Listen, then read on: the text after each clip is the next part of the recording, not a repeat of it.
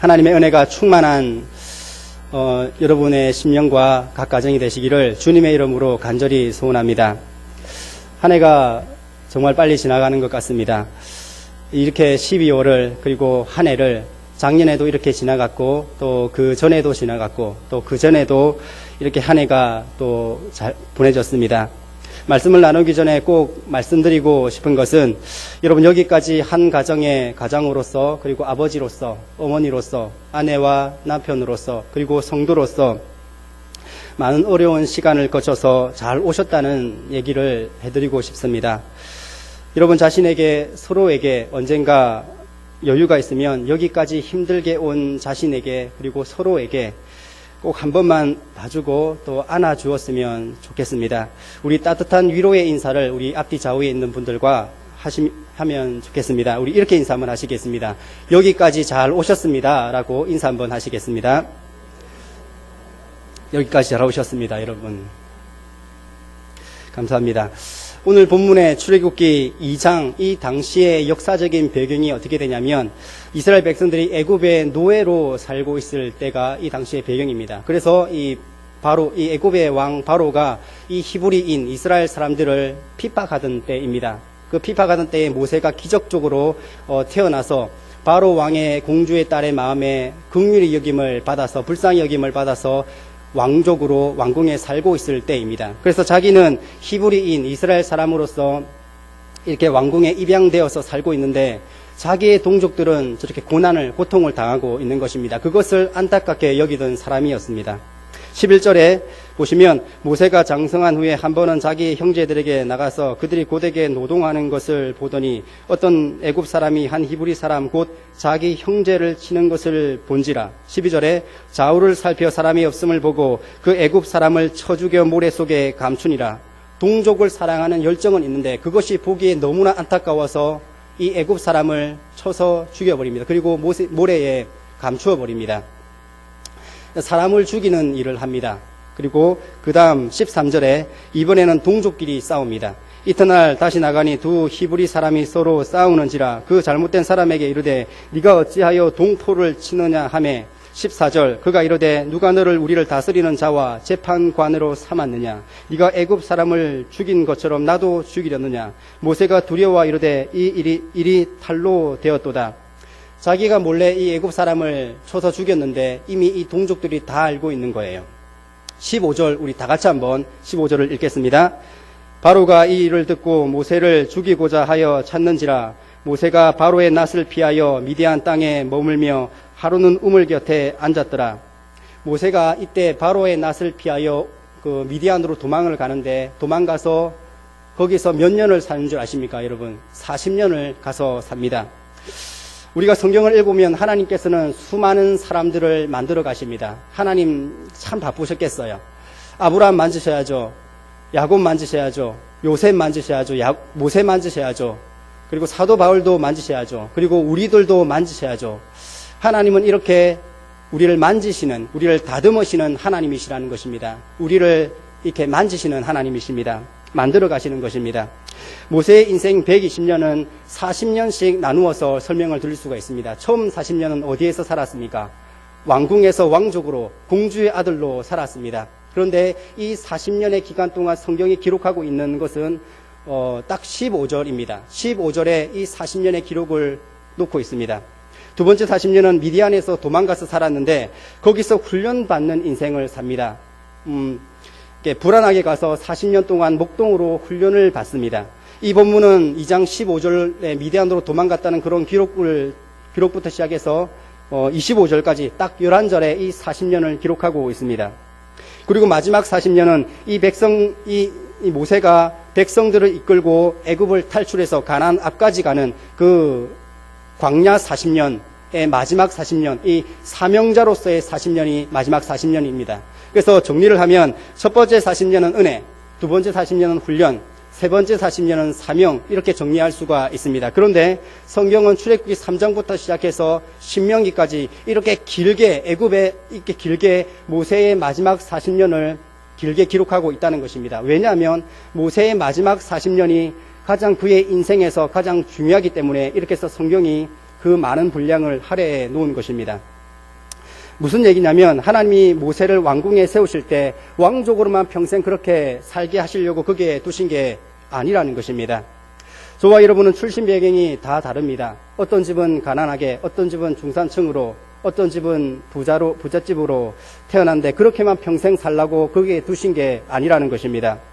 저와 여러분들은 우리가 그 가정에 태어난 것은 하나님의 분명한 목적과 계획이 있기 때문에 하나님께서 우리를 거기에 세우신 것입니다. 이런 인생의 여정을 통해서 하나님께서는 우리를 쓰고 싶으신 것입니다. 만들어 가고 싶으신 것입니다. 그런데 하나님께서는 우리를 특별히 다듬으실 때가 있습니다. 그때 우리에게 우리가 예상하지 못한, 생각하지 못한 그런 일들이 우리에게 일어납니다. 저는 하나님을 믿지 않는 가정에서 태어났습니다. 그리고 넉넉하지 못한 형편에서 태어나고 이렇게 자랐습니다. 어릴 때 하도 이사를 이렇게 많이 다녀가지고 이사를 좀 안 다녔으면 그렇게 참 마음에 소원이 있었습니다. 하도 이사를 많이 다녔어요. 여러분 가난할수록 이사를 많이 다니는 거 여러분 아세요? 그리고 저는 이렇게 자랑은 아닌데 이렇게 살았다는 것을 잠깐 간증을 하는 것입니다. 여러분 이해해 주시고, 여러분 저는 5학년 때부터 신문 배달을 했고, 그리고 대학생이 되어서도 아르바이트를 안 하면 안 되는 그런 생활이었습니다. 그래서 가난하다는 게 무엇인지 조금은 알 수 있습니다. 그리고 집에 어떤 가족이 병이 들면 그 가족 전체가 고통을 당하고 힘들어 한다는 것도 조금은 알 수 있습니다. 우리 인생은 혼자 힘으로 감당하지 못하는 그런 넘지 못할 산들을 우리가 만날 때가 있다는 것입니다. 그때 하나님께서는 우리의 손을 붙들고 그 산을 넘으시고 그 강을 건너시고 지나시면서 우리를 만들어 가시는 것입니다. 우리를 다듬어 가시는 것입니다. 모세의 왕궁에 이때는 하나님 앞에 은혜의 시간이었습니다. 그런데 바로 왕에게 쫓겨서 미디안으로 도망갔을 때는 힘들었습니다. 이때는 은혜와 감사의 하나님이 아니라 나를 도와주실 하나님을 찾아야 했습니다. 비록 짧은 11절에 이 40년의 미디안 생활을 적고 있지만 거기에는 양을 쳤다, 결혼을 했다, 자식을 낳았다, 이렇게 이것밖에 기록되지 않았지만 이 40년 뒤에 수많은 하나님과 수많은 주님과 동행이 있었을 것입니다. 그리고 마지막 40년은 하나님을 위해서 자기의 인생을 다 바쳤다는 것입니다. 그런데 궁금한 것은 만약에 하나님께서 모세가 왕궁에 있을 때 이 30대에 하나님께서 모세를 부르셨다면 이 모세는 거절할 수도 있었습니다. 환경 때문에. 그런데 하나님께서는 그때 부르지 않으셨다는 것입니다. 하나님께서는 이 미디안의 광야를 다 지난 다음에, 광야에서 고생을 다 시킨 다음에 하나님께서는 그를 부르셨다는 것입니다. 이 두 번째 미디안의 기간을 통하는 그러면 어떤 기간이냐면 답은 하나밖에 없습니다. 하나님이 모세를 다듬으신 기간입니다. 모세를 잘 빚으셔서 하나님의 사람으로 쓰시려고 준비시킨 기간이라는 것입니다. 모세의 인생의 여정을 보면서 우리의 인생의 여정이라는 것은 하나님이 쓰시려고 하는 그런 계획과 그런 사명과 반드시 연결되어 있다는 것입니다. 그래서 오늘 첫 번째로 나누고 싶은 주제는 내 인생의 여정은 하나님의 사명과 반드시 연결되어 있다는 것입니다. 여러분의 살아온 인생을 돌아보십시오. 그리고 살아갈 인생을 바라보십시오. 여러분이 어떤 사람을 만났는지, 그리고 어떤 사람을 만나서 훈련을 받고 또 어떤 사람을 만나서 축복을 받았는지 아마 다 이유가 다를 것입니다. 그러나 그 이유가 다 전부가 아니라는 것입니다. 하나님은 우리를 사용하고 싶어 하십니다. 내 관점으로 보면 하나님의 사명을 발견할 수가 없습니다. 그러나 하나님께서 오늘도 나의 인생을 빚으시고 있다고 믿는다면 하나님이 나를 향한 사명을 발견하는 자리에 서게 될 줄로 믿습니다. 2장 15절의 말씀을 보겠습니다. 2장 15절입니다. 바로가 이 일을 듣고 모세를 죽이고자 하여 찾는지라. 모세가 바로의 낯을 피하여 미디안 땅에 머물며 하루는 우물 곁에 앉았더라. 2장 15절은 왕궁의 마지막이고 미디안의 시작입니다. 바로 왕이 모세가 애굽 사람을 죽였다는 말을 듣고 모세를 죽이고자 모세를 찾기 시작했습니다. 그래서 모세는 현상수배범이 됐습니다. 모세가 바로의 낯을 피하여 미디안으로 도망갔습니다. 도망가는 중에 그 우물 곁에 앉았는데 그 앉았던 미디안에서 40년을 결국 보내게 됩니다. 여기서 궁금한 것은 모세가 왕궁에서 미디안으로 간 이유가 여러분 무엇입니까? 일하러, 사업하러 갔습니까? 아니면 도망을 간 것입니까? 도망을 간 것입니다. 그렇다면 이 모세가 왕궁에서 미디안으로 이동한 것이 평탄한 출발입니까? 아니면 불안한 출발입니까? 너무나 불안한 출발입니까? 출발입니다. 다시 말해서 실패한 것입니까? 성공한 것입니까? 실패한 것입니다, 여러분. 이것을 보면서 생각하는 것은 저를 돌아보면 기억하고 싶지 않은 장소들이 저에게도 많이 있어요. 여러분은 어떠실지 모르겠어요. 저는 영적으로 넘어진 자리, 우리가 내 인생에 그렇게 살았으면 안 되었던 자리들이 우리에게 여러분 다 있다는 것입니다. 왕궁과 미디안의 차이는 바로 그런 차이입니다. 왕궁은 은혜의 자리입니다. 하나님의 기적의 그런 은혜를 통하여서 감사의 시간이었습니다. 다음 40년은 자기가 실수해서 동족을 사랑했지만 사람을 죽여서 도망간 그 미디안의 40년 광야입니다. 여기서는 나를 도와주실 하나님을 필요합니다. 어떻게 될지 모르는 나의 인생을 인도해 주실 하나님이 필요한 것입니다. 여러분, 우리 사람들은 내 인생이 형통할 때 내 심령이 부드러울까요? 아니면 내가 어려울 때 우리의 심령이 부드러울까요? 하나님께서 우리를 빚으신다면 내가 어려울 때 빚으시기 쉬울까요? 아니면 내 인생이 잘 나갈 때 빚으시기 쉬울까요? 1번 어려울 때, 2번 잘 나갈 때. 어려울 때 하나님께서 우리를 빚으시기 쉽습니다. 중고등부 학생들에게 물어보면 하나님께서 언제 이 중고등부 학생들의 마음을 이렇게 만지시기 쉬울까요? 기말고사 실패했을 때. 두 번째, 사랑하는 남자친구, 여자친구 떠나 보냈을 때 이들이 하나님 앞에 기도한다는 거예요. 하나님께서는 우리가 잘못되어 있을 때 우리의 심령이 부드러워지고 그때가 바로 하나님께서 만지시는 시간이라는 것입니다. 하나님께서는 우리의 실패를 사용하십니다. 하나님께서는 우리의 실패를 통해서 우리를 다듬으시길 원하시는 것입니다. 모세의 열정을 보신 하나님은 모세를 다듬어야 되겠다. 그의 실패를 통해서 하나님께서는 모세를 다듬기를 원하신다는 것입니다. 우리 찬양 하나 다 같이 한번 부르길 원합니다. 우리 주님 다시 오실 때까지라는 찬양을 한번 부르길 원합니다. 찬양 하나 부르도 되겠습니까? 다 같이 주님 다시 오실 때까지 찬양 부르겠습니다. 주님 다시 오실 때까지 나는 이 길을 가리라. 영광의 주님 나의 십자가 지고 나의 가는 이 길 끝에서 나는 주님을 보리라. 영광의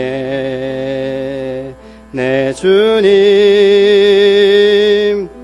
나를 맞아주시리.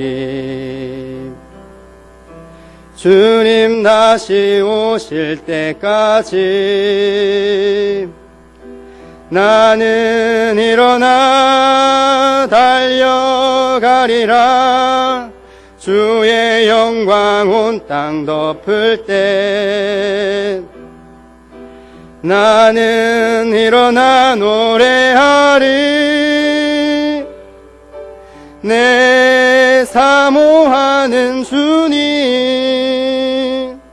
온 세상 구주시라. 내 사모하는 주님 영광의 왕이시라.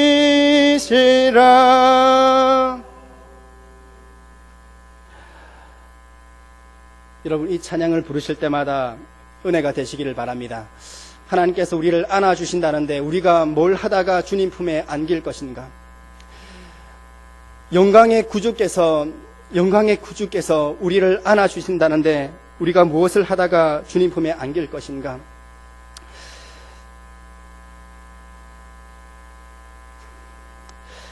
나의 사모하는 영광의 구주시라. 여러분, 그 예수님과 여러분 포옹할 날을 기대하십니까? 그렇다면 우리의 인생의 여정을 돌아보면서 하나님께서 나에게 어떤 사명을 맡기신지 발견하는 자리가 되시기를 바랍니다. 내 눈의 관점으로 보면, 내 인생을 돌아보면 하나님의 그 사명을 발견할 수가 없습니다. 그러나 하나님께서 오늘도 나를 인도하시고 빚으신다는 것을, 그런 주님의 관점으로 나의 인생을 돌아본다면 앞으로 내가 무엇을 해야 할지 깨닫는 은혜가 임할 줄로 믿습니다. 하나님께서는 모세의 이 실패를 사용하셨습니다. 하나님께서는 저와 여러분의 실패를 사용하길 원하신다는 것입니다. 내 실패를 사용하길 원하시고 나의 이 실패를 바꾸어 주길 원하신다는 것입니다. 그때 우리를 어떻게 빚으시냐면 아주 우리를 효과적으로 빚으신다는 것입니다.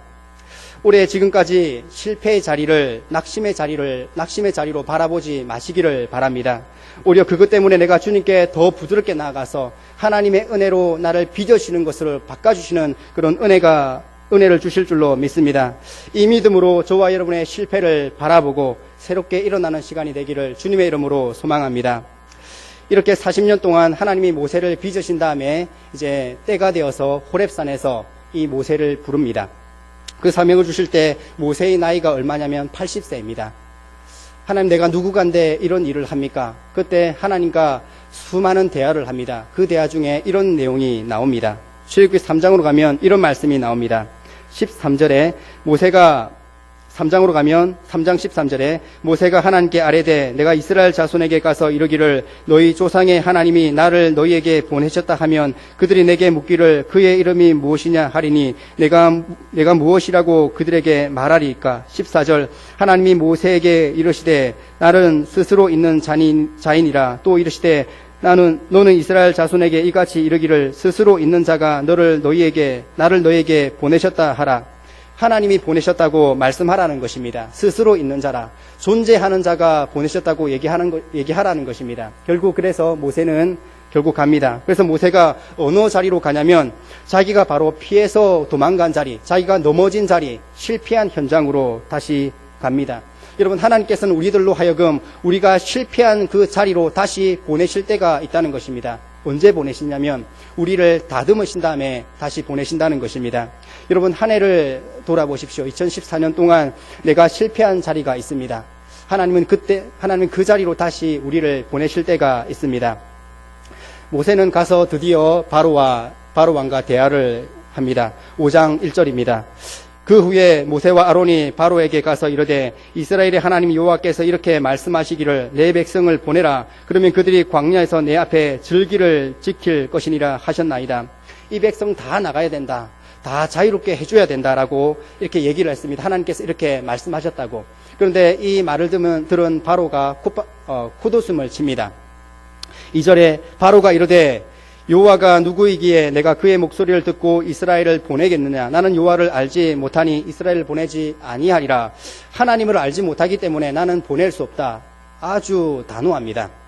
그런데 결국 어떤 일이 일어나냐면 하나님 모세와 함께 하십니다. 내가 너와 함께 하겠다. 모세의 지팡이를 통해서 기적을 베푸십니다. 10가지 재앙을 베푸시고 여러분 다 아시는 것처럼 마지막 재앙을 통해서 애굽에 있는 장자들이 다 죽었습니다. 그날 밤에 바로가 모세를 부릅니다.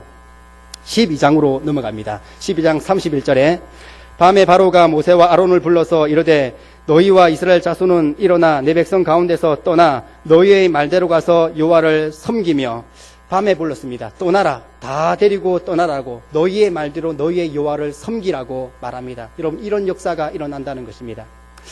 여러분, 모세가 바로 왕이 안 된다 그럴 때 모세는 다시 도망가지 않습니다. 모세는 다시 도망가지 않고 끝까지 하나님을 위해서 하나님이 주신 말씀을 끝까지 지키고 승리한 줄로 믿습니다. 그래서 그 다음 12장 40절에 보면 재미난 표현이 있습니다. 이스라엘 자손이 애굽에 거주한 지 430년이라. 이스라엘이 애굽에 거주한 지 430년. 왜 이 430년을 하나님께서 기록해 놓으신 걸까요? 여러분, 하나님은 이 430년을 기록해 놓으신 이유는 하나님께서는 이 날을 기다리신 것입니다. 하나님께서는 하나님의 이 백성들이 노예로 살기를 원치 않으셨습니다. 해방되기를 원하셨다는 것입니다. 하나님은 하나님의 백성인 우리들이 죄의 종이 되어서 살기를 원하시지 않으셔서 예수님을 이 땅에 보내주신 줄로 믿습니다. 여러분, 그 예수님을 보내주셔서 믿는 자마다 해방된 줄로 믿습니다. 우리가 죄를 짓는 연약함이 있지만 예수님을 믿고 의지할 때 우리가 죄에서 끊어지고 그 죄에서 이기는 역사를 살게 될 줄로 믿습니다. 그래서 42절에 이 날을 꼭 기억하라고 합니다. 제가 읽겠습니다. 이 밤은 그들의 애굽 땅에서 인도하여 내심으로 말미암아 여호와 앞에 지킬 것이니 이는 여호와의 밤이라. 이스라엘 자손이 다 대대로 지킬 것이니라. 인도하여라는 말씀이 성경에 아주 많이 나옵니다. 인도하다, 인도라는 말씀이 성경에 많이 나오는데 신구약에 보면 많이 나옵니다. 그런데 이 말 나오는 바로 앞에 공통적으로 많이 나오는 그 부분이 있습니다. 그 부분이 무엇이냐면 애굽에서 건져내신 하나님을 기억하라는 것이 그 공통된 부분입니다. 이게 얼마나 중요한 사건인지, 얼마나 구원을 상징하는 사건인지 우리에게 보여주고 있다는 것입니다. 여러분, 하나님의 구원은, 여러분, 하나님의 인도는 절대 포기가 없으십니다. 내가 실패하는 일이 있더라도 하나님은 절대 우리를 포기하지 않으십니다. 왜 그러실까요? 어떻게 구원한 백성인데, 지불한 대가가 누구신데 어떻게 우리를 포기하실 수가 있겠습니까? 우리가 아무리 실패하고 넘어지고 꼬꾸라지고 해도 하나님은 우리를 반드시 그 자리에서 다시 일으켜 세울 줄로 믿습니다. 이것이 성경의 인도라는 것입니다. 하나님은 이렇게 이 모세의 120년을 인도하셨습니다. 오늘 마지막으로 나누고 싶은 것은 하나님이 모세를 통해 일을 행하셨다는 것입니다. 여러분, 모세가 왕궁에 40년 동안 있을 때 모세가 이렇게 자기가 이 수백만 명, 200만 명이 넘는 사람들을 이끌 지도자가 될 거라고 꿈을 꿨겠습니까? 너무나 행복했죠. 왕족으로 사는 게. 이 200만 명이 넘는 사람들을 인도할 거라고 꿈도 못 꿨습니다. 여러분, 미디안으로 가서 도망가서 살고 있을 때 자기가 이 위대한 지도자가 될 거라고 꿈이라도 꿨겠습니까? 하나님이 우리에게 사명을 주실 때 우리가 기대하지 못한 꿈을 주십니다. 사명을 주십니다. 모세의 80년, 처음 왕족의 40년, 그리고 미디안으로 도망갔을 때의 40년, 그리고 호렙산에서 소명을 부를 때의 이 마지막 40년의 이 모세의 인생을 보면서 우리가 깨달을 수 있는 것은 무엇이냐면, 하나님은 미디안에서 모세를 다듬으셨고 어디로 보내시냐면 다시 실패한 자리로 보내셨다는 것입니다. 이제는 실패하지 말아라. 사람 죽이지 말고 사람 살려라. 마지막으로 나누고 싶은 것은 저와 여러분들은 하나님이 다듬으신다는 것입니다. 저와 여러분의 실패를 통해서 하나님께서 다듬으신다는 것입니다.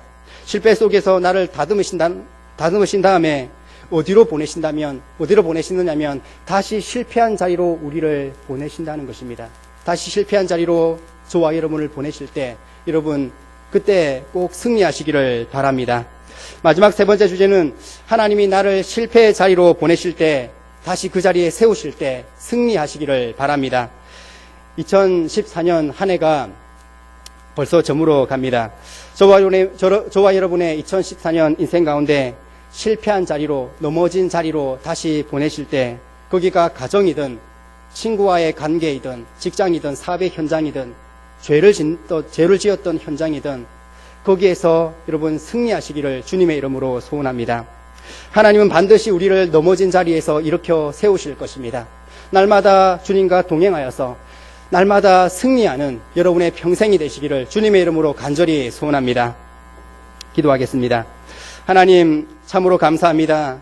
우리를 사명자로 불러주시고 우리의 실패를 통해서 우리를 만들어 가시고 다듬으신 그 주님을 기억하여서 우리가 주님을 위해서 날마다 우리의 삶 속에서 승리할 수 있는, 그래서 주님의 기쁨이 될 수 있는, 영광이 될 수 있는 우리의 평생이 삶에 되게 주님 동행하여 주시고 인도하여 주시옵소서. 예수님의 이름으로 기도드립니다. 아멘.